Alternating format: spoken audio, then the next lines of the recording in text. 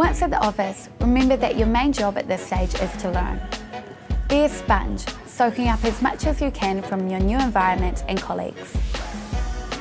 Enthusiasm and curiosity will impress, so make sure you ask plenty of questions when you're unsure about anything. This shows that you care about your new role and are hungry to learn. Be confident, not cocky. This often comes down to understanding what you do and don't yet know.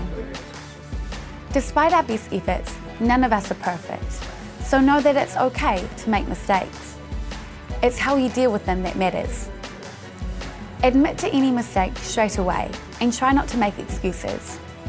Your manager will respect you for it and you'll learn much quicker too. After all, it is your first day.